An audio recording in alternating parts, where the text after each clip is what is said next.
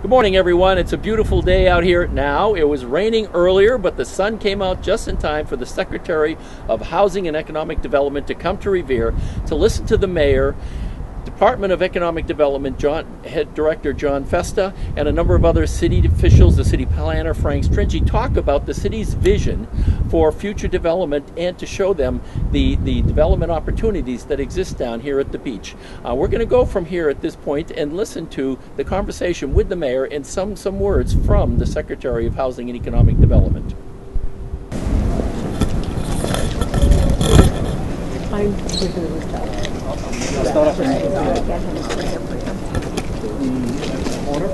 Sorry. And Richard Evelyn is what's referred to as the North Lot. Right. We have a proposal now. They came before site plan review. That's right in front of the building. A little bit further coming south. Okay. And there is a proposal with a carnival. Okay. There's a portion of that land Right. that came before site plan review for a proposal of 194 residential units. Right. 2 buildings.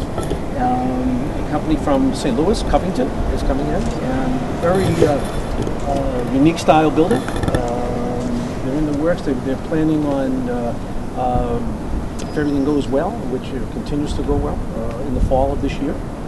So we're very excited about that in the first They would start as early as this fall? Yeah. Yes. Wow. Yeah, they said they wanted to break ground. The Eurovest designation? Yes, it is. Yes, it is. That was Eurovest, Mr. DeGangi. Yeah. Yeah. So that's one portion. Right. And we're also negotiating on another portion of that land for another type of investment as well, for residential as well, with another company. Okay. So that is in the works. But that's immediate. Apartments involved? Yes, yes. Now, as you come closer, this area here, which is referred to Parcel H, there is a proposal for a hotel, for a 300 to 400 room hotel, with a residential of roughly 149 units. And that's supposed to be in the ground by September of this year. So we're very, very close on that. In terms of A lot of construction going on these lots before the end of the year. Before the end of the year. Everything goes smoothly, yes. Yeah, John can probably show you exactly where the buildings would be situated right out front here. Actually, I can actually show you a shoot as well. One of the things that we're doing is, this is the hotel component. Right. Okay, and these are the 2 residential components. If you're facing this here, it spans throughout, but there's roughly 400 rooms here. Yep. And then 149. And then retail in this area here as well. Okay, so we're excited about the mixed-use concept with the hotel, obviously, residential and retail components. We feel that obviously when this happens, it'll spur so much in the area as well. So we're very, very excited about this opportunity. And like I says, one key element is June 15th. And another element, what I mean by that is that they have to we put in milestones which they have to meet, which they are meeting. Right. And in the ground by September 30th. Right. Okay, so. And the thing that, John, I think the thing that we want to stress too, we're not looking, because of how this structure looks and how the bridge looks and everything, this obviously not only has to pass our own local site plan, but it's got to also pass through the Revere Beach Design Board. That's correct.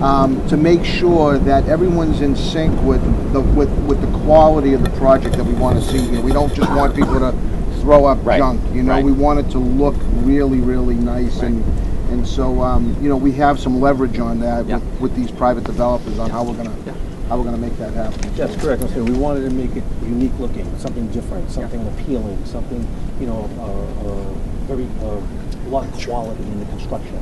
And so when they come in, these developers that we're working with have been great, and that's why I think it's progressing so nicely. Excellent. And I've been reading about Wonderland Ballroom in the paper. Yes, what the proposal. You want to see this? No, go ahead. You're doing fine. Okay. The proposal here is to put a hotel, okay, and roughly in the vicinity of anywhere between 200 and 350 units.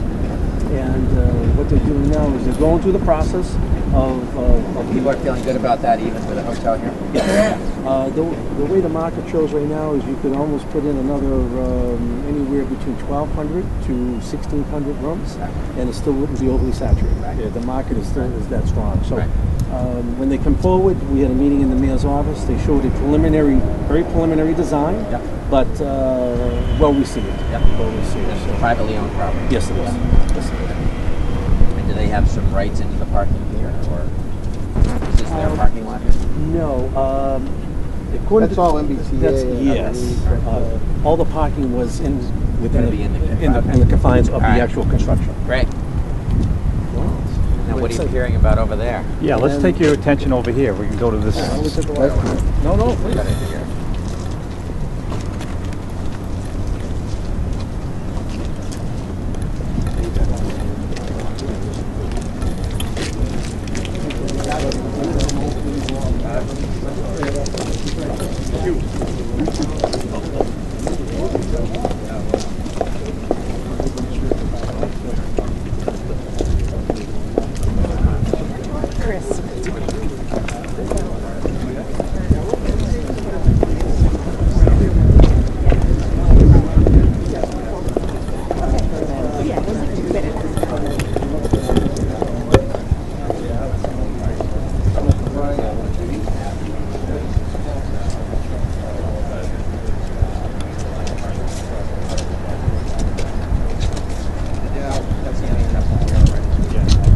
So as the mayor was saying, we have 35 acres there, stepping down to Chris's property. Right. And this, under our agreement with them, we have to complete a massive development plan for the site within 1 year. Now, does that include this and that, or? Yep, 35 acres in the area. It includes those buildings. Yeah, that's then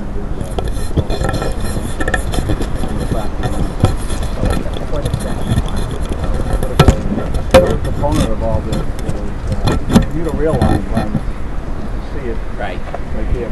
It's the Necco building. High point on the square. Necco community building. And that's actively used, yeah. Yeah. With the rail line here, commuter rail line, we have worked with our legislators, money in the conservation bond grant for a study for commuter rail stop.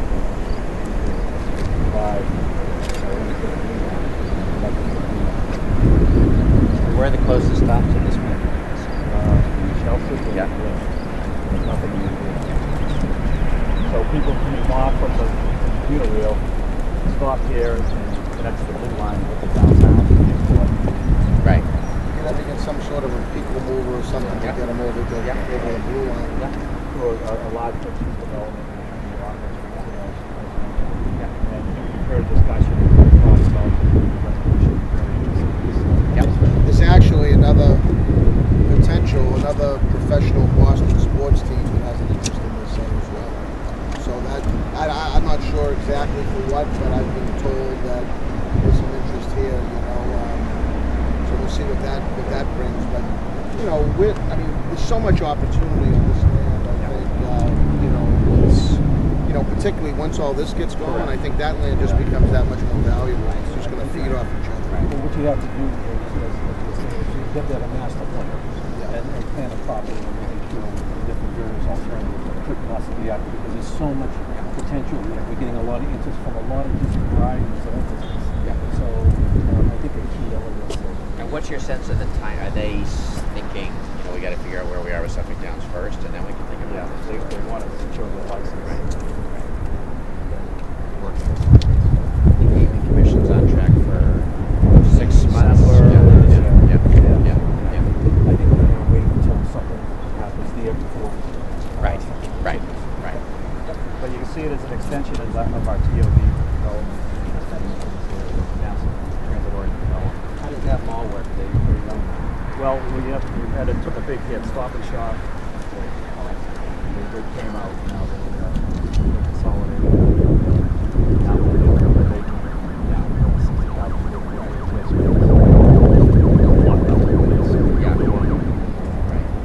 But I'd say if you imagine 10 years from now, what was happening here, I mean, that's a pretty low density use of that site. I imagine something very different there too with the economic.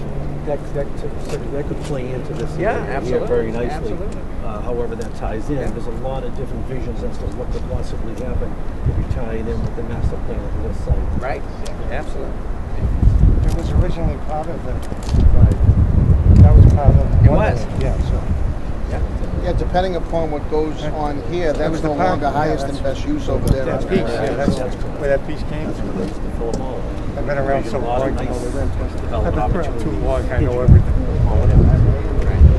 Right. So now, as you're going through this community, Yeah. are you like, from a state level, compiling, like in other words, like 3 weeks from now, somebody comes into the state of Massachusetts and says, I'm looking for 35 acres, that's it, was X, Y, and Z. Is this part of the whole process? Yeah, where so you're it's a little, identifying, it's an evolution of some things we've been working on. You know, we started, so the approach that we've taken for a few years now is that it's just really helpful to sort of sort out the state by looking at where are the places that, and identifying in advance the places where it makes most sense to grow. Just for, as you say, so if a developer comes in, if a company doesn't come in, we don't say, oh, somebody wants 100 acres, where do we go? You know, have we thought about that in advance? So we've, and the consistent theme all along is find places that do three things. One is the community wants to see something happen. Because our view has been, we're in favor of growth and jobs and housing, but we're not gonna get the reputation that we push it on communities and twist their arm. So if you see, we're very proud of what we've done over the last 6 years in terms of new project development. But we're also proud of the fact you won't find a single community in Massachusetts who said, Governor Patrick, you know, jam that in on us. If community's not interested in it, we don't push it. So community's got to want it. It's got to make sense to us, you know. So whether that's transit-oriented development or being near where the jobs are already, or various criteria that it makes sense to us. We're not saying, hey, I got 100 acres out in the woods that I think is great. You'd have to build a new highway to it, but something that makes sense to you locally, to us, and then to the marketplace, so that we're not kidding ourselves about we're going to zone something and wait for the developers to come. And we know that if we talked to the marketplace, they'd say, nobody wants to be there. Don't kid yourself. So the three things. So this is a perfect place. You want to do this. Revere has been, even before your tenure, this is a place we want to grow. And so looking for places within communities you want to grow makes a lot of sense to us at the state, and we know there's market. So we've been, early on we started doing that with what we call growth districts, and actually this was one of the first growth districts here. It was just a way, we picked 20 places around the state where we thought all those three factors were present, and we have, and a lot of good things have happened in those places. Some of them we've made a public investment, and the private investment is already following, like Assembly. I don't know if you've been over Assembly Square lately. Yeah. It's crazy how much. I mean, it's just amazing. They're building a new neighborhood there. Yeah. So that's happened. And other places like here where we've made the public investment, and the market's got to come back a little more, but we're seeing it coming. It's going to be, this year we'll start to see that match of private investment. And so we're kind of building on that, and in particular right now, I think that as we look around the state and where those opportunities are, I think that there's an awful lot of them in these cities right just north of Boston. And so we're looking at these 7 communities, sort of from Somerville east out to here, and then in the East Boston and Charlestown neighborhoods as well. And thinking if they're looking, sort of taking a second harder look at what things have happened, because we see good things happening already, and maybe where we ought to be paying even more attention. Because I think for these communities, even though they're not, when people talk about where's development hot, people talk about Boston and Cambridge. I knew some stuff before I came out to visit, but just coming out to visit, it's amazing how much stuff is happening, and how much private investment is here, how much private development interest is here. So the development community, I think, is noticing what's happening, but the public is not, and we think part of it is just raising the perception of that, and as you say, for companies to talk about how to make the case for companies locating here, so that when a company says, oh, I want to be in Boston or Cambridge, saying, well, hey, how about being right next door? So that's we're doing that for the communities. Frankly, we're also doing it for our sake as a state, because the governor and I think that if we want to we have an opportunity. The economy's recovered better than the rest of the country in Massachusetts, and we're actually, in a lot of ways, we're on a roll. We have a lot of great technology companies, life sciences companies want to be here. But frankly, they're starting to crawl on top of each other in Boston and Cambridge. And if the only places they can grow are in Boston and Cambridge, we're going to lose the momentum, because you can already see the rents are going up. It's getting harder to build new. There'll be some growth there, but we really need to bring, we think, to really capture the opportunity that we have and the excitement about companies wanting to be here, figure out some way to get everybody. We're 5 miles from Boston? It's a crazy small distance. Right. Yeah, I mean, as the crow flies, less than that. Right.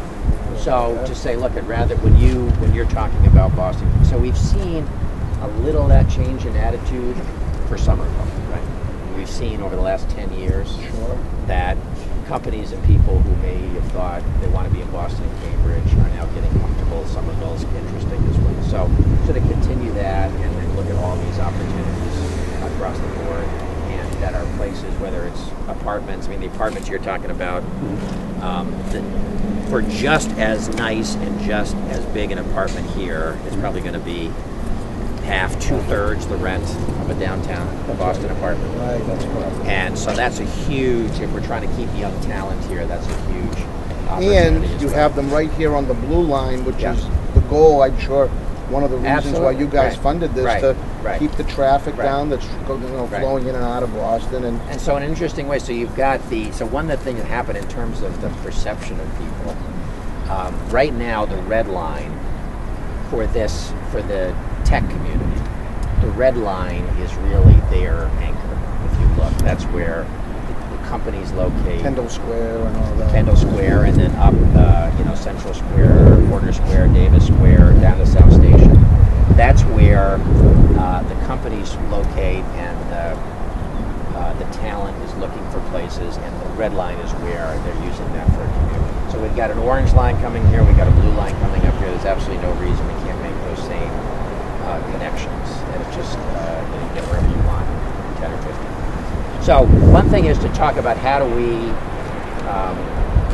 assuming obviously, again, this is the direction you want to head in, but I think that how do we take advantage of these communities just north of Boston and Cambridge to capture some of that energy and excitement that's happening out there. And then if you look at the other, like when people talk about Silicon Valley, I mean, Silicon Valley is probably 50 miles long. So the idea that can only happen in Boston and Cambridge is crazy. There's plenty. We need to get everybody involved. Yeah. The other thing that I'm going to be pitching to you as part of this is that we have 351 cities and towns who are very proud of their individual character and their assets, and a lot of people ask me, what can the state do to promote Revere or Malden or Chelsea? And we're glad to talk to you about that, but we think that there's value not in coming up with a different pitch for each one of these communities, but to ask you, and you and I have talked about this, you already work very closely, and I know there's a good working relationship with municipal governments, but to say, to respectfully suggest maybe it would be better off if we talk about selling all these communities together and add up what you have to offer collectively. You have a beach, they have something else, they have restaurants, they have all these things, and to sort of to work with you to create some positive excitement about the future, not for 7 different times, but just one sort of what's happening. I totally believe in regionalization. I mean, and anything that, I meet regularly with Jay Ash over in Chelsea and Jim McKenna over in Winthrop, and from time to time with Gary Christensen in Malden and Judy Kennedy and Lynn, and we know that we're, there's not a fence between our communities. We have to think more more regionally as time goes by, you know. And you said something that it kind of validates what I know and obviously members of my administration think, and I was so happy to hear you say it, is that developers are interested in here. It's the public perception that we need to get over, and that's something we've been really working on very, very hard, trying to get, you know, for whatever reason, there is a perception out there that, geez, I mean, if I can go to Cambridge, I can go to Revere, I want to go to Cambridge, if I can go to Somerset. We're trying to change that. We're trying, you know, this is I mean, you know, I scratch my head every day when I either drive along the beach or in situations like this, when you look out there and you have 3 miles of ocean front and say, why don't, you know, so, but I think, and based on what John has said and what you probably hear from others, is that, you know, I think the development mindset is starting to change, as you recognize, but we just need to get the public to and I think that's the best thing we can do to help advance the development. So you're doing what you can to make it a friendly permitting process, prompt and predictable permitting process. We're doing what we can on infrastructure, so this garage is an example of that. But you know, probably the next best thing we can both do to developers is say we will help create some buzz that so people want to live here, people want to work here, people want to open their businesses here. And so I think part of it also is to get a message that's around the fact that this is, you know, a new generation and a new demographic, and the people who come here, it's not because they're going to get on the blue line and go into Boston every day. I mean, it's great that they can get into the city whenever they want to, but not that model that they're going to be working there to say, you know, what are the opportunities, and some of our teams here that work with small businesses, and say, you know, these are places where you can live, work, and play, and it's great that Boston's right next door. But, you know, if you don't go into Boston for a week or two, everything's right here. So that's also part of the bringing everybody together. You mentioned regionalization and the governments working together, and that's important. But also, we're just talking about, for example, just take a simple example, restaurants. That if you take all of the restaurants in these 7 communities, and then you can say of all the places you could go without ever having to go into the city. And it's an incredible, we've just been, you know, different places, but every kind of ethnic cuisine you can imagine is represented here. Right. And great restaurants and all kinds of other amenities are here. So to talk about how this is a place that, it's great that it's close to Boston, but it's also, in and of itself, right it's a destination. It's right. Yeah. I mean, it's interesting, and I was talking to Jay Ash. Jay does Jay's you know, he's got a lot of great ideas. He does a thing over in Chelsea. I'm not sure the name of it. I know over in Winthrop it's called the Winthrop Playmakers. So it's like they have their own local arts, their own. Right. So Chelsea has their own version of that, where they have a playhouse where they, you know. Right. And so he does, I don't know if it's monthly or quarterly or however often he does it, dinner and a play. So he'll get people that sign up. They'll get on a bus. They'll go to a local restaurant in Chelsea. Right. Then they'll go to a play. So that he's kind of promoting business in his city. So I just happened to say to him, I said, Jay, you must be running out of restaurants after a while, right? I said, why don't you bring the bus over to Revere? You can use some of our restaurants. So he said, well, so I will encourage him to do that as well. Yeah, so, you know, he said, well, why don't you get a bus and come over and watch a play? Then you can bring, you know. Absolutely. So, but I mean, I think things like that, you know, could work amongst each other. You so know, we tried, the one experiment we tried in this regard is there are 5 communities up just a little further north of Boston, along Route 3 from 128 up to 495. So Burlington, Bedford, Billerica, Chelmsford, and Lowell are the 5 communities that touch on Route 3 between 128 and 495. So originally Burlington came to me and said, as I mentioned earlier, hey, we think there's some cool things going on in Burlington. We want to attract more companies. We still think that tech companies think of Waltham first and us second. But we think we have as much to offer as Waltham. Would you help us think about how to talk ourselves up? And I said, well, I really don't want to do it for one town, because then, you know, I've got like 350 people are going to say, how can you do it for them? So I said, but if you would be willing, if all 5 of your communities, and I had the same vibe, in other words, I knew that town managers were reasonably cooperative, and they had done some sewer things together and other stuff they worked on. And I said, if all 5 communities, if you will agree to work together as a team we'll put some money into building the brand and helping you to market. So they've done that for 2 or 3 years now. They call themselves Middlesex 3. But again, when you look at restaurants, when you look at educational institutions, when they can talk about all the assets the 5 of them have together, or just innovation companies want to be with other innovation companies. So one of the things they say, well, who's there? Right? So if you can have a list that's all the companies that are across those 5, there's actually an impressive. It's really an A list of companies that are across those 5 communities, so they can sell that too. So that's where they're very happy about that, and that's worked pretty well. So whether something like that is the way the 7 of you team up and talk about, and that way, anytime, can we get it?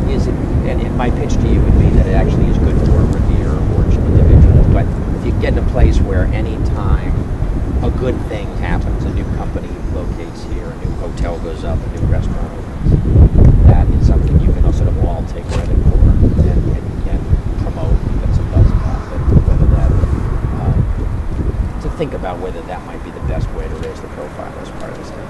Sure.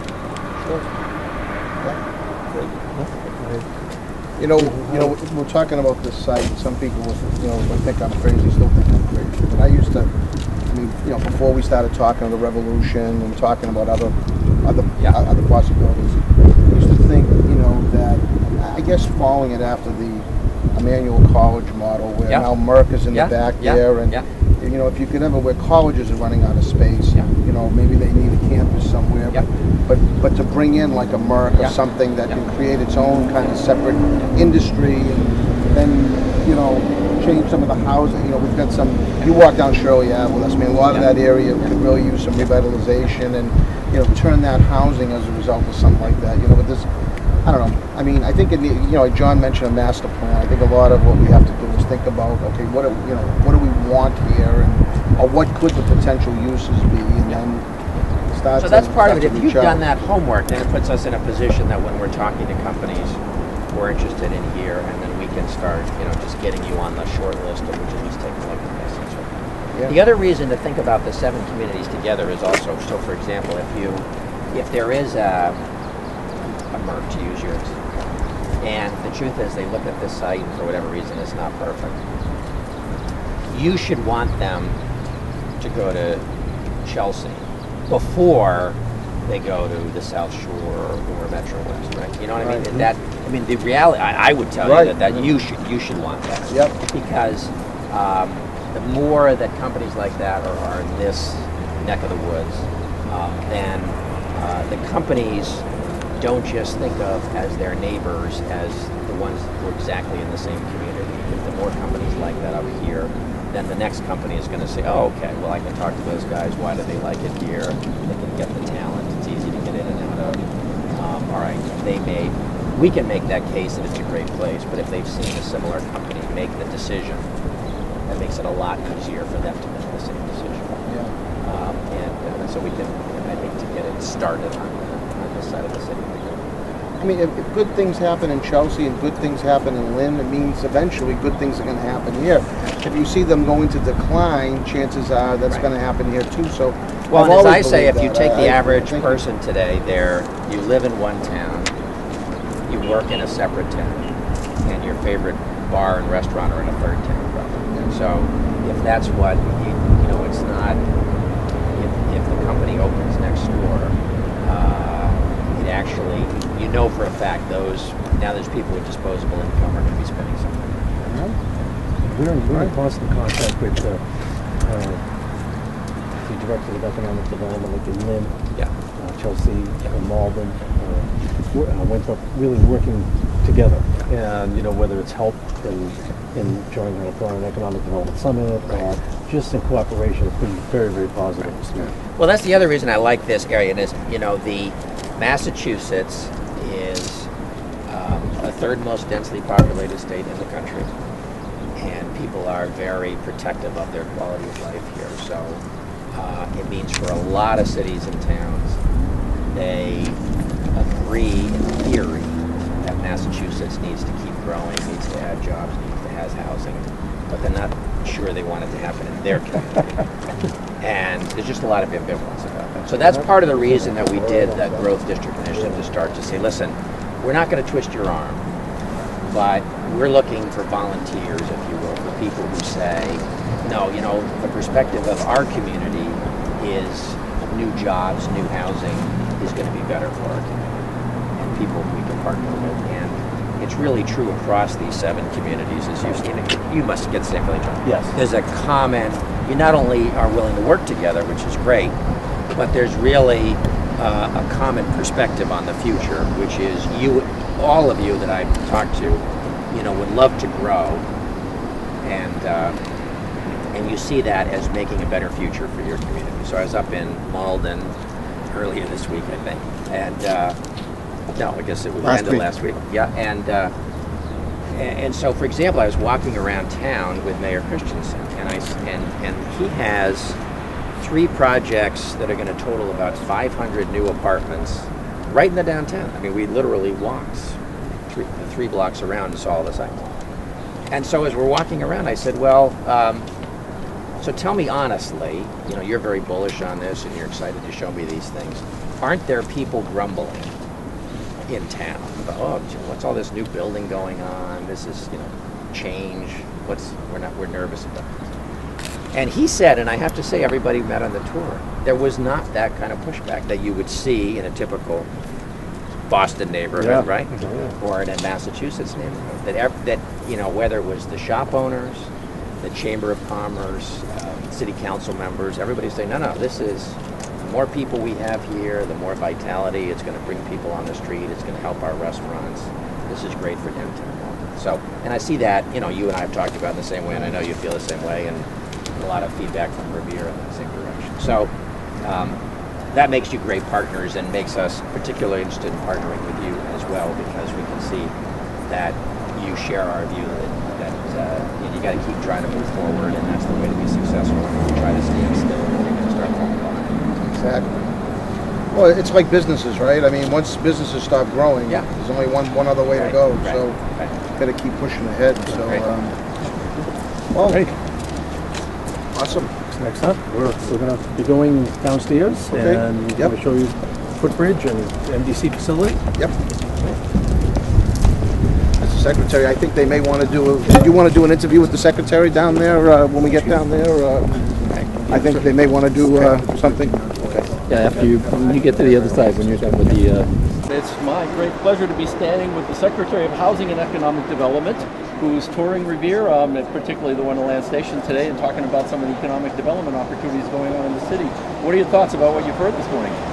Well, it's exciting to see. You know, this is a project that Governor Patrick and I have been working with the city on for a bunch of years now.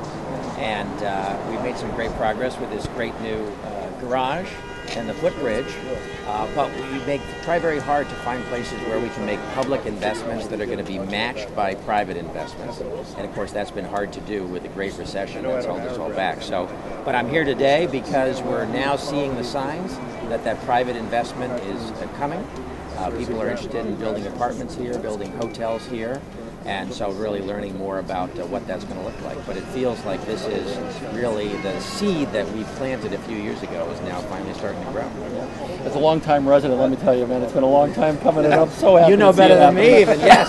So my 6 years were dropping the bucket, right? Yeah. And I know we're here promoting the city of Revere today, but there was an interesting concept that, if you will, that you introduced when we were talking earlier up on the roof about regionalization. You want to talk a little bit more about that? Yeah, so what I was just pointing out is that if you look at these communities immediately north of Boston, not only Revere, but Chelsea and Malden, there's a lot of exciting things happening. And in fact, I'm taking a sort of tour over the next couple of months of all 7 of these communities right north of Boston.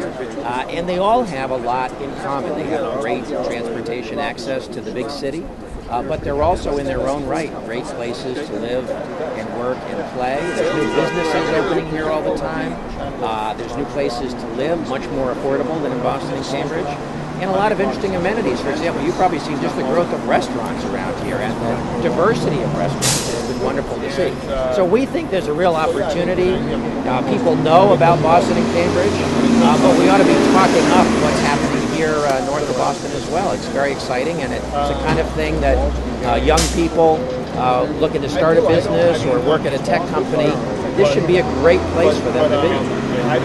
And being the Secretary of Housing and Economic Development, and you're traveling the state, give us a sense for how you think things are going. Yeah. Well, what we're seeing overall, Massachusetts is really doing very well. We've recovered a lot stronger and faster than the rest of the country, and that's great, particularly because the last couple of big recessions knocked Massachusetts down, and it took us a long time to get back up. So the fact that we're getting back up on our feet this time faster is really good news. But that is overall for the state. And what we're seeing some real regional differences, Boston and Cambridge doing well. And the challenge is that some of the places that are having the fastest recovery are the places, candidly, that were doing the best before the recession. And when you go out to Fall River and Springfield and so forth, the places that had challenges before, they have the longest way to go to come back. So we feel, even though these communities, take a Revere, take a Chelsea, even though they haven't always benefited from the economic activity in Boston and Cambridge, we think this is the time to change that, and that's really the strategy here. How do we get all that economic energy that we're seeing in Boston and Cambridge now? We think it should want to spill up this way and really help these communities as well, and we want to do what we can to encourage that. That's great. Well, I really appreciate you taking the time. I know you've got to head back for some other meetings with the mayor. We'll catch up with you later on this afternoon after your tour of Broadway. Great, Ed, thanks very much. All right, thank you. Well, we've just finished our interview with the Secretary of Housing and Economic Development. From here, they're going to go back to the mayor's office and have some meetings with the mayor to talk about some more development opportunities and plans that they have. Following that, there's going to be a 3 o'clock tour that will take place down Broadway, where the Secretary will get to meet a number of the business owners within the Broadway district to talk a little bit about business development in that area. And then following that, there will be a reception with the Secretary later on to talk a little bit more and get more input on people's ideas. So we look forward to catching up with you then. Take care.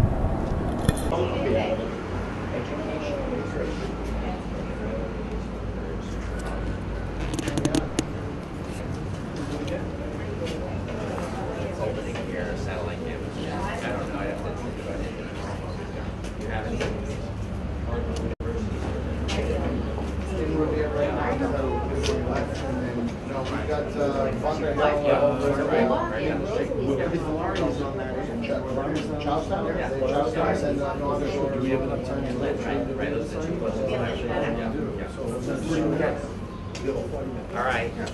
Okay, so, Oh, again? Gary, this is the secretary. And we also have Sabir over here. Sabir, great to see you. Great, nice to meet you.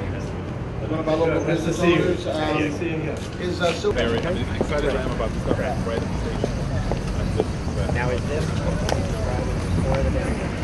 Core downtown area. This is what we refer to as the plaza area.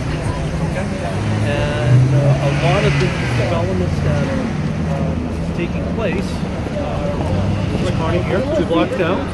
Right. And a lot of these developments, like we were talking about the storefront improvement program, Right. we're really going to try to focus our efforts on these buildings across the street. Right. So there's a lot more of conformity, a lot, as I stated before, unique, and we've been getting a very positive response from the business owners.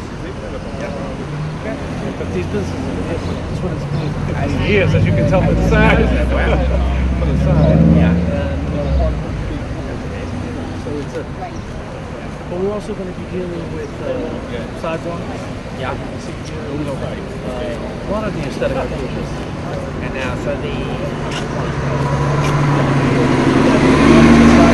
Substation that opened up. Yeah. There. That was the building that we were referring to as a gentleman, a major investment in making something that was in a horrible condition. And Ed, would you say the building I'm talking about with the police substation? Oh yeah, with the new substation is. Oh yeah, it was. What it looks today compared to what it was prior. A huge improvement. Huge improvement.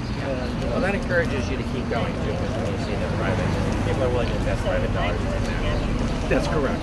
That's correct, and that's what we feel. But a lot of these businesses, like I said, are on the Broadway advisory group, so we are getting input from them. So like we do have a plan on what we think and what should be done. But most importantly, is it's a mutual respect and mutual input. So honestly. So now do you start As we go down on the up, there's going to be a couple down here that are new, and there's going to be a couple a little bit further down on in the plaza area. Yes, the smaller type of business. Sure. There's one that opened up over here. It's an insurance company that just opened up. That made the building. It's a small building, but when you go by it, kind of made it very aesthetically pleasing, doing very well, prospering. That's what we want. We're also in the process of working diligently, maybe to get a Starbucks. Broadway. I mean, I was asked to do that by a lot of citizens. So we're working on Chelsea now. Yes. So I think they're. Well, that's interesting. Is that you and I should give you a call on that? Okay. I was thinking of calling the whoever the regional manager is for Starbucks. Okay. Talking up the demographics of some of our urban communities, saying, it'd just be interesting to compare notes. I'm sure they must do a lot of tracking. So I was going to talk up whether or not here want to be considered for another Starbucks. But also, I'd be fascinated to hear what they have to say about it. Sure. Because I'd be interested to know what their method is. They must track a lot of demographic data. Now, this is they must be watching. Without question. Without question. We did a learning process. This is the parcel that was just purchased by Neighborhood Development Group. Oh, right here in the corner? This right here in the corner. Okay. And this is going to be torn down. This is the old Riddens restaurant. And what they're doing here, Mr. Secretary, is they're doing first floor retail. And then they're going to be doing senior housing, 55 and over. And quite honestly, as we go a little bit further, they're in negotiations to possibly purchase this site. So if they purchase this site, I mean, they come in with a preliminary plan of the concept of design for just the site. But if they get this, obviously, it'll be much different. Right. Okay. And they can do a lot more if they get the property as well. Right. So this is 48 units. 48 units of senior housing. But I'd like to stop here for a minute because also here, this building here, is the bridge. This is the building that, very old building, in probably horrible condition. There's going to be a significant investment here as well. So we go back to one aspect of investment. That's going to be actually a Harley Davidson shop where they seal service rentals. For a while, and we want to try to make a significant along with this. So this whole block right here, Mr. Mayor, I was just telling the Secretary, this whole block across the street will be significantly changed in the next 6 to 8 months. And I think they're negotiating on this building. Yes, they are. Yes, they Which would be great. And then if you just go past the 7-Eleven down there, there's another piece of property, kind of blighted. That's gonna. I think they put it about $1 million or more, right? Investment dollars? Yeah. Yes. About $1.3 million. $1.3 million. That building. So hopefully, in the not too distant future, we'll see all new construction coming up there. The right as you get into our central business district. So we're excited about that. What I'd like to do is I'd like to turn around, walk back, and we'll go past City Hall. And I'll show you the plaza and also the building that I'm referring to. Okay? I just called Danny Roberto to see if he was in. I wanted to.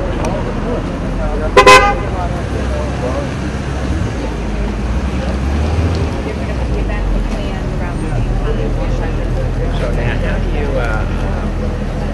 getting to be that time, you got a new budget coming up? You feel like you know what you're getting from the city? Yeah, pretty much. It's net loss of about $220,000. I was just whining to $750,000, So, but I mean, I know everybody's got to pull in there, you know, we're trying to do the best of what we have. Is your property tax base continuing? Yeah, our new growth might be $500,000 this year, so you know, which you know, obviously next year we'd like to see even better. You know, and then obviously going forward from there. So, but have you have a local hotel in Millside? yes, yeah, and we took that bump up to the local option to go up. Right. You know, Yeah, that's so. So Mary, you told us that. That looks like that would be a good tool for you. Doesn't Oh, work yeah. that great for every community. Yep. Probably the new hotel would be big. Be great. Yeah. Property tax and the Between the rooms tax Yeah. and then presumably if there's a restaurant, the extra meals tax. So, right. yeah, a lot of good stuff. What were you saying? I was going to say, he has to try some type of pastry from Roberto's afterwards. I just called to see You if have to Danny try a was in piece of there. pastry from there. You'll definitely go back. Yeah, he's not in. Otherwise, I would have suggested we bounce in there for 30 seconds, but he's not there. So. Okay, is this going to be aired on Revere Cable right here? Yes. Danny Roberto, we were looking to go into your place, so you know. Yeah. Now, you know, again, just another one. You know, like I say, you know, the country is built on small business. It's not all big business that drives the economy, and you know. No, and that's been a very important part of our strategy. I mean, we, for a lot of state level economic development departments, you know, their governors tell them to go out and find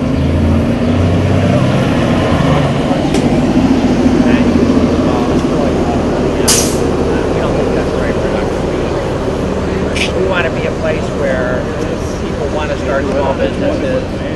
In a place where people feel like if things are going well, it's easy to grow their business. Right. But we're really not. We don't do a lot of time chasing big companies and asking them to, you know, that's what. Oh, Headlines. I love it. I like him a lot. Lands a company with 300 jobs.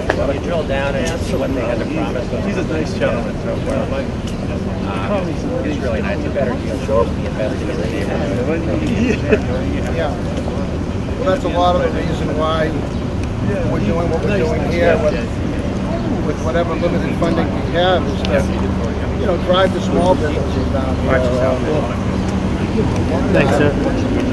Yeah, and then also, you know, if you look at it the other way, which is that there's been this amazing change, really, when you look at it over the last 30 years in the United States, that it used to be a business would set up, right? Yep. And then you would go to where the business was. You know, I got to move to get my job. Right.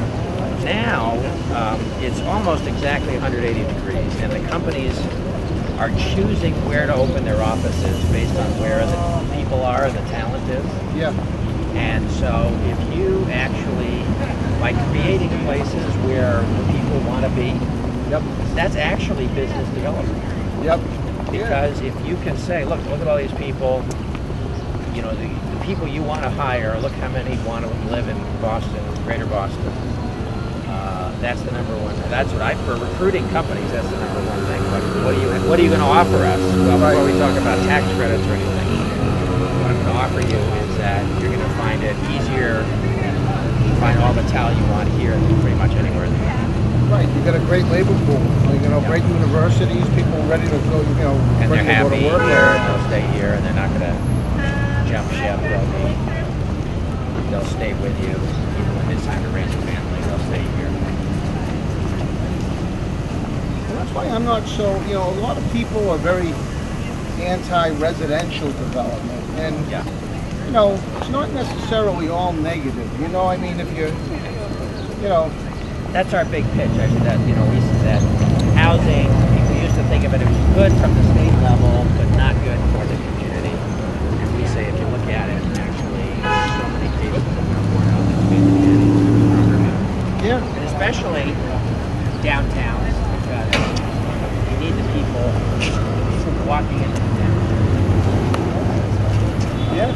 This is a large area. Right. So the building, Right. they always want to try to change the name of this area. significant investment across the street. Sidewalks, stairs, and making that a little more presentable. But the building that I really wanted to show you, this building here was in such a state, it was so deplorable. It wasn't really offering a lot of investment. The gentleman purchased it. We put the police substation right in this area here, so because that was one of the major concerns of the business, to try to have a police presence on Broadway. But he really changed the whole aesthetics, and this is what we're looking to do. Try to make it, give the owners incentives to, like I said, the sign program that we're going to have, the storefront program. We can give incentives so much for the owners that we can present some money and make an investment. It's a mutual benefit. Now, is this new construction or rehab? This is a rehab. And there's residential units. Where were you showing that? The police station is coming down. And that's where we're going to be 51 units apart. So it's like that now. And as we walk further down the municipal parking lot, we can get another 61 units. Yes, we actually live inside. That's a building that really just we can't even, it's too costly to even try to review anything on that. That's why I'm that used to be big. So it doesn't look like they just kept it the way it is. I know, that's a good question. The old backyard ball alarm there. But he's getting, he's getting significant investments here. This is where we were talking about the two Harvard students are right here as well. Right.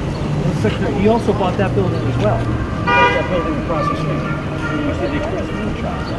He's really cleaned it up. He hasn't finished it, obviously.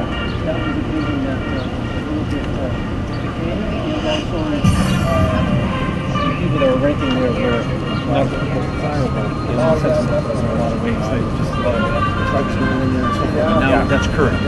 That's correct. So it's going in such a positive direction.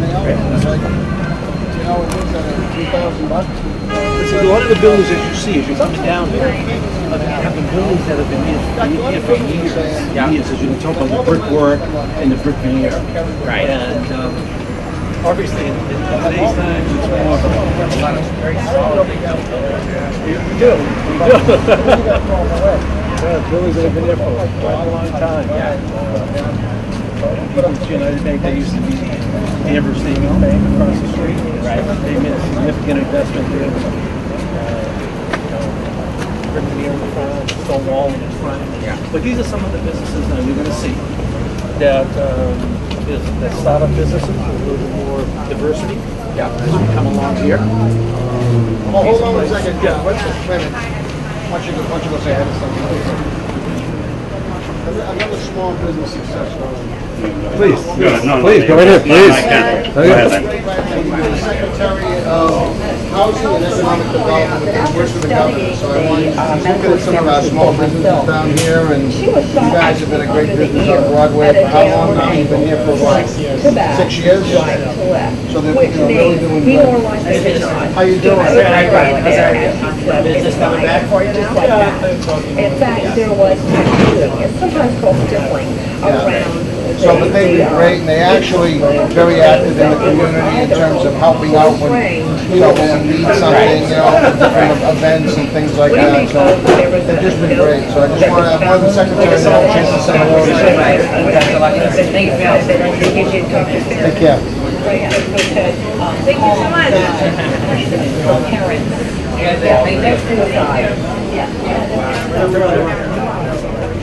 It's a functional centralized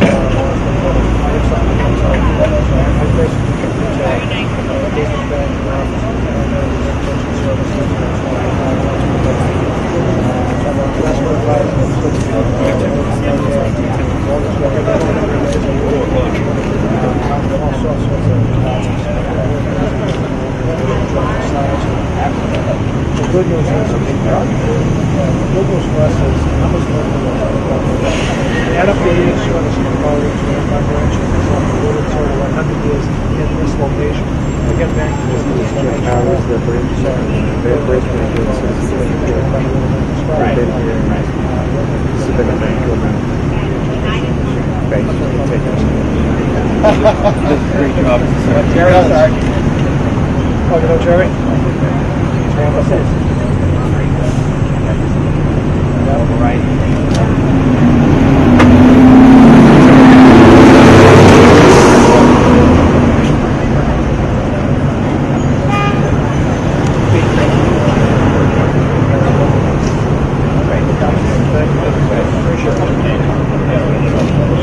John suggests we walk it just a little bit further, and then we'll turn around, and we're going to wind up here at Bellaris. Right. Just another little half a block, and we'll be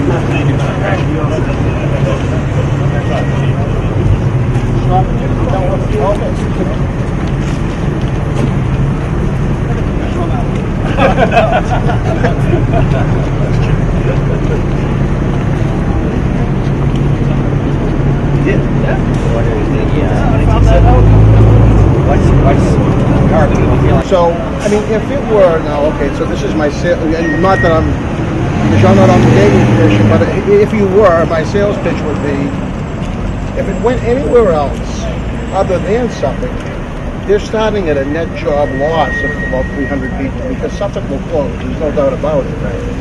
And whereas they can save the industry, the horse racing industry, have that built upon, and obviously hire several thousand new people to service the casino and hotels. So it just, you know. At a site that's used to seeing that scale of activity. Yeah. I just said to Anthony, I said, Anthony, anybody ask you for a job lately?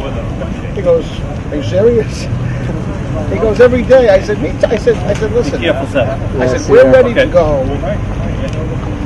Watch out, sir. Be careful, yeah? I said, we're ready to go with our whole just dragging their feet. I said, so you know what my pat answer is now the last 2 or 3 weeks? When someone comes in and says, any jobs available? I say, yes, in fact, fill out an application. They say, oh, great. They fill, you know. Oh no, don't give it to me.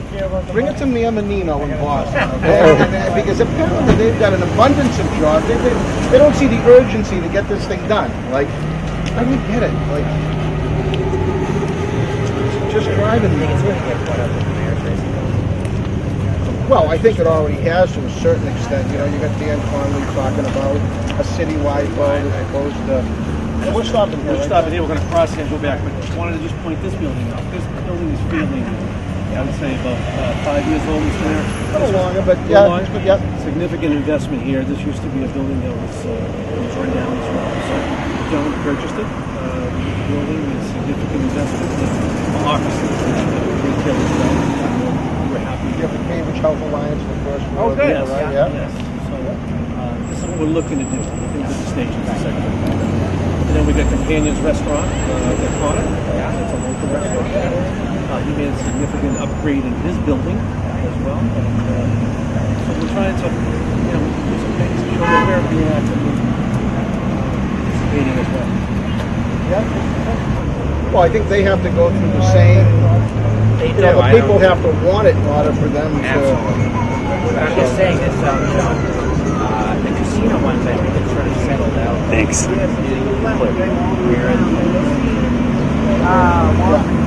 And then just in the last few months, some guys have Hotel.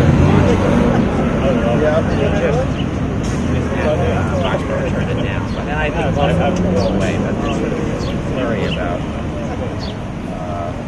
where that might go up to a smaller facility, so there's more different options. But I think people are ready to go, right? I mean, now the gaming commission is practically under a lot of pressure. They said we're going to, be very deliberate and thoughtful about it, which is great. But I think people are sort of saying, let's get on with it now. Right. Right. The legislation will have been enacted 2 years in November, so. Right. You know. Right.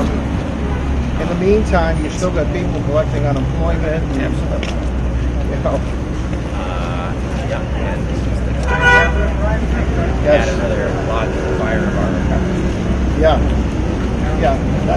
some people say, well, I don't want to put all our hopes on a casino, a casino to bail us out. No, it's not going to bail. I don't think anyone's looking at it as an economy saver. It's just another industry that we can take advantage of that could be hugely successful. Right. And offers different kind of jobs. Yeah, right. So,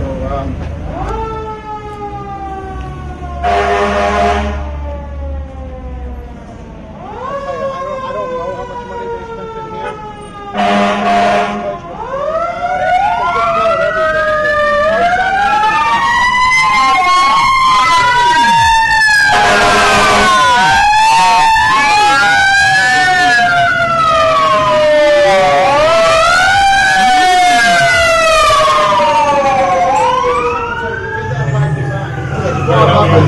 That was our welcome.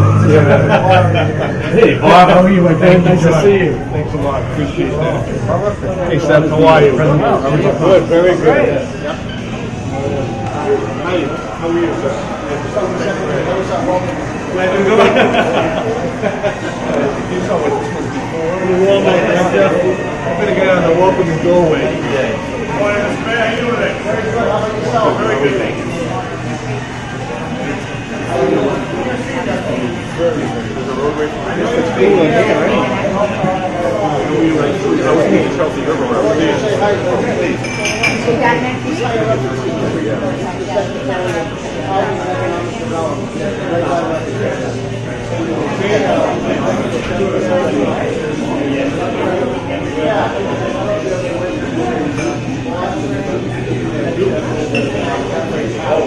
We get this whole area here.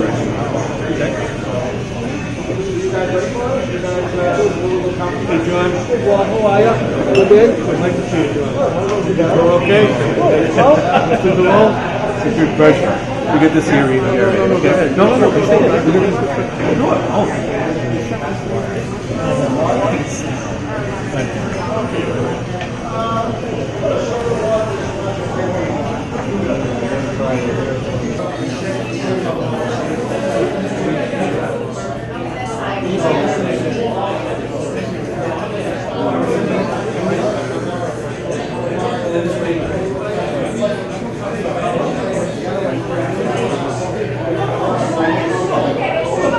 Okay, I'm standing here with John Fester, Director of Economic Development. John, it's been a long day, but a nice day, and we just took a nice long walk down Broadway.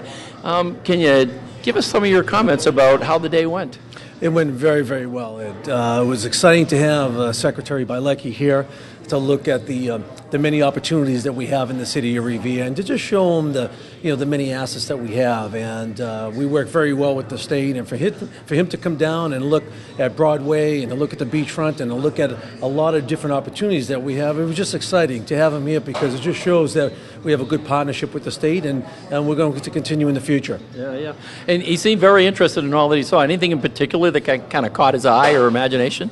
Well, I think he was very much concerned about what was happening at the TOD project and the Waterfront Square, and we showed him what is in the works there, and then he also wanted to look at the Broadway area to see if how the local businesses are doing and how much diversity that we have here, and how exciting that is, and what we're doing as a city with Mayor Rizzo doing a 3-year master plan for Broadway. So he was excited to hear some of the things we have in the works, working with the business community, and just excited about Revere in general. Yeah. Now I know a lot of this is about kind of building the foundation, setting the works together. What's next in the process with the state?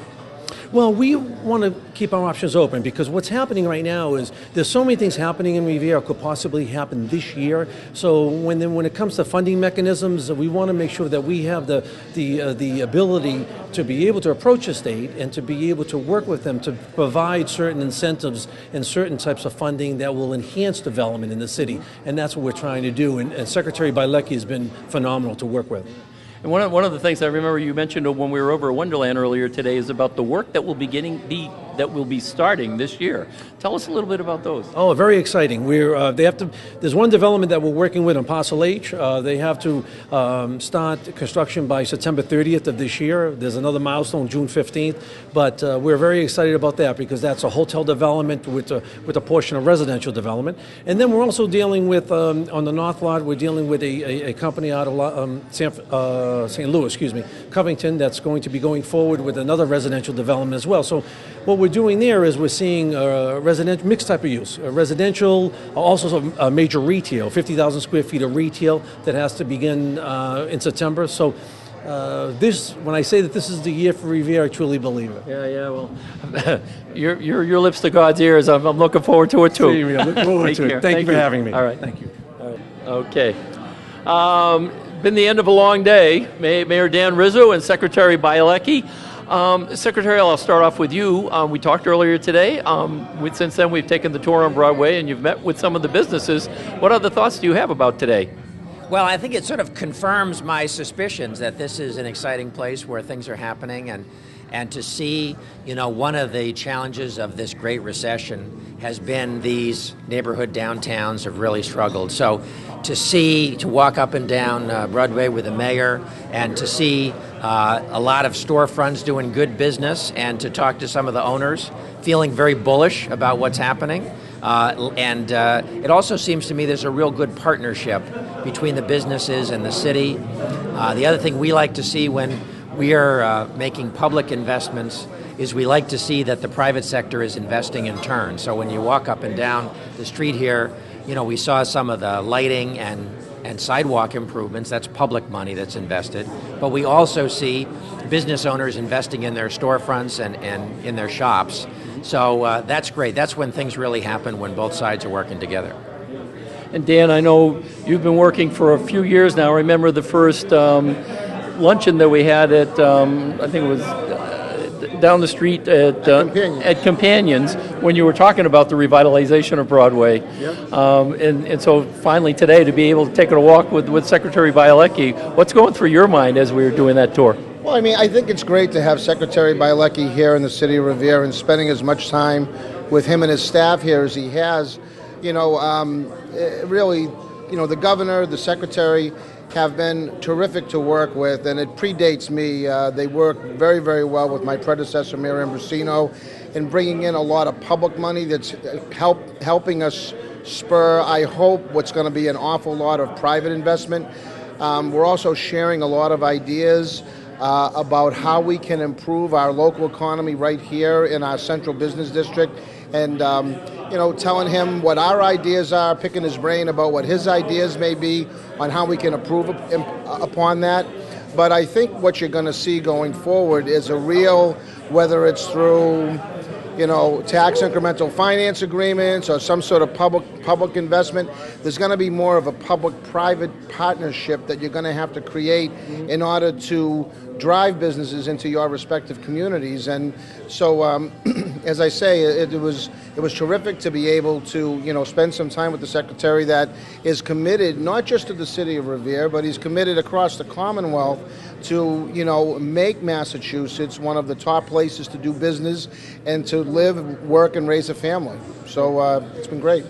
Now, I know this is not the first time that the two of you have talked or that you've talked with the state, and this is the culmination of some discussions and planning. So where do we go from here? Well, I think we're, both of the places we visit down near the beach and here, we're already on the same page. And as the mayor suggested, the state's already been making in some of the investments that have enabled the progress that we've seen so far with the city, of course. And so, but we're at a place, I think the mayor would agree, both down at the beach and at Wonderland and here, where there's still room to keep going. And in fact, we heard some of the mayor's plans about what the next steps are. So down at the beach, getting some housing starts, hopefully in the next few months, and a hotel start, one or maybe a couple hotel starts would be great.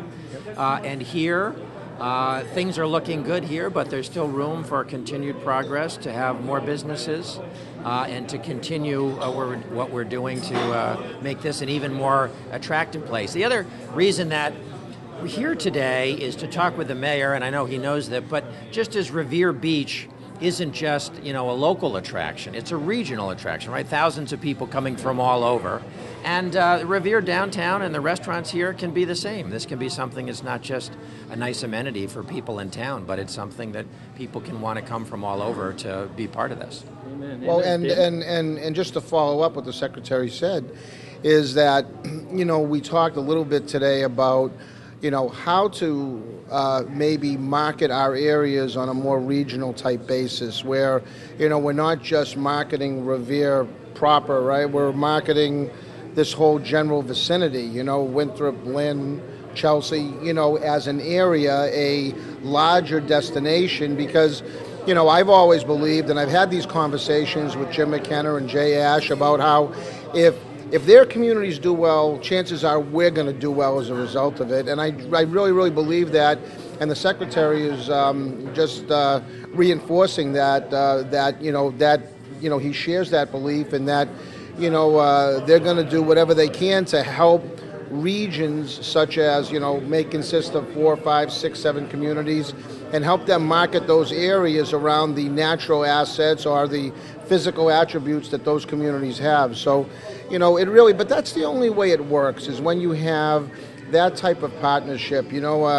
We can't do it alone. We rely on our congressional delegation and certainly rely on the governor and his administration to help us along and help us do things because by ourselves we just simply don't have the resources or the financial wherewithal to be able to capitalize on these plans that we have. So, it's really anytime we can have the secretaries here for 4 or 5 hours. I'm a big proponent of that. So I'm very, very grateful for his stopping by today for sure. Yeah, two things come to mind: is his strength in numbers and collective resources to help the overall community. Absolutely. Right. Yeah. And I think we would both also thank Congressman Markey a great deal. You mentioned the federal support, and I think that's where we've seen around the state we have the greatest success, where our federal delegation and the president's been great, but the state and local, and where the three of us are lined up, we can just accomplish so much more. Absolutely. All right. Well, great. Thank you both very much. Thank you, Secretary. And thank you as always. Always a pleasure. Right. It's my pleasure to be standing next to Bob Upton, President of the Revere Chamber of Commerce. Bob, I know you've had some conversations or had some conversation earlier with the Secretary. Yeah, I did. Very good. Yeah. Tell us a little bit about that. No, he's really excited about Revere. He likes the way the direction that Revere is going. And, of course, I'm excited with the Chamber of Commerce and the support that we get from the administration. Mayor Rizzo being a past president of the Chamber of Commerce, his administration is working well with us. And I think, as evidenced today, having the Secretary here, we all seem to be working on the same page, and we're just trying to improve the business climate here in Revere and the surrounding area. And it was just a really nice conversation. He brought folks from his own staff here as well. And so we had some really good conversations. I think they'll maybe shed some real light on opportunities for other business development within the city. And as the president of the chamber, and I know you've seen an uptick in membership and so forth, I mean, you've got to be pretty excited about the business environment that's taking place right now. I really am. I think it's great. It's a good environment, certainly with the administration being pro-business, as it seems it is right now. I think the economy improving the way that it is. I think with the potential for development at Revere Beach and also the potential for casino gaming at Suffolk Downs, I think that's also could be another shot in the arm. An opportunity for jobs for a lot of people in the community. So I think that's really bodes well for the community overall, but also certainly for the Chamber of Commerce. We have a very active board of directors of the Chamber of Commerce, and many people have really stepped up to the plate, and they've been working with us to bring in new membership. We just finished the golf tournament that was quite successful. We had a lot of fun, more golfers than we've seen in years. And we had a lot of sponsors that stepped up to the plate, helped us to advertise and promote the event. They donated raffle prizes. So all in all, it was really, really good. It was a good time to be certainly in the Chamber of Commerce, and for me to be in the position that I am at this time. It makes it look a little bit easy, but honestly, we have a lot of people working behind the scenes to support us. In your conversation with the Secretary, was there a message of any sort that you were trying to impart to him in terms of Revere and business within the city? Well, I think the message that I was imparting to him was that it's good for us as a chamber to work with the city. In working together, we can get more things done. But I think, as importantly, Ed, the message he imparted to me was to work with other local communities in the area, because overall, regionally, this is really a good time now for us not only at the Revere Chamber of Commerce, but the East Boston Chamber of Commerce, the Chelsea Chamber of Commerce, and the Winthrop Chamber of Commerce, because we do multi-chamber events, because that is to the benefit of all of us in this area. So that part of the conversation was, I think, very exciting and illustrative of the type of support that he's willing to give to us in the community.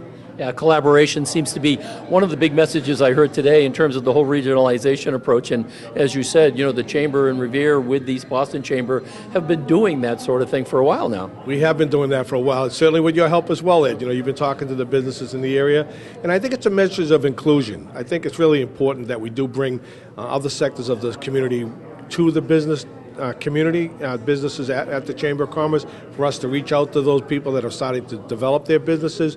You know, we have the Office of New Revere Immigrants that they're trying to find ways to develop their own businesses.